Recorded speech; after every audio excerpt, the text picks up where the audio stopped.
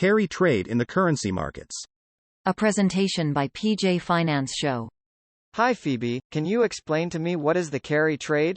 Let's start with Mrs. Watanabe. With interest rate very low in Japan for so many years, it makes sense for her to look for opportunities with higher interest rates.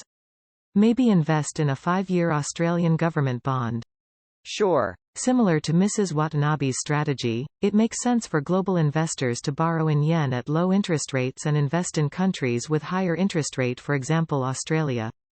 And this is the carry trade. Are these trades taking on currency risks? Yes, and no. Now you sound like Professor Chia. No, because some of these carry trades are implemented with a currency hedging strategy. Yes, without the hedge, this carry trade is profitable as long as the additional interest on the high-yield currency is not offset by that currency depreciating by more than that amount. In times of financial uncertainty. Risk off? Yes, risk off. In times of financial uncertainty, these carry trades will be unwound. Market participants will buy back the yen and sell the Aussie dollar. Ah, this is why when the yen strengthens again the Aussie dollar, it is a sign of market turbulence or high uncertainty.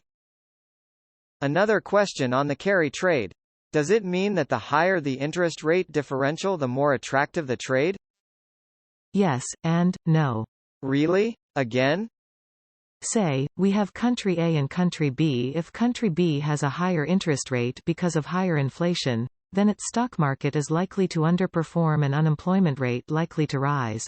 Subsequently, the money in country B will flow out to seek opportunities in other countries with a higher real GDP and a stronger stock market. If so, then currency B will depreciate. And the currency depreciation will more than erase the interest rate differential between A and B. Now that I think about this, I should not be looking at just interest rate differential or nominal interest rate differentials. Nominal rate minus inflation equals to real rates. So, after taking into consideration inflation, I should be comparing the real interest rates between A and B.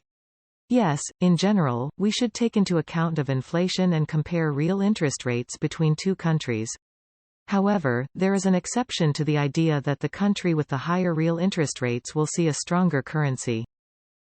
For example, if the central bank in country C is reducing interest rates significantly to promote economic growth, increase employment, restore confidence in the financial markets and/or to fight deflation, it could attract capital inflow and its currency would strengthen. Just as we have seen how some countries have responded to the COVID crisis. Haha, correctamundo. You are so smart, Joe. Yes, and no. Thanks for watching presentation on carry trade and risk off presented to you by PJ Finance Show.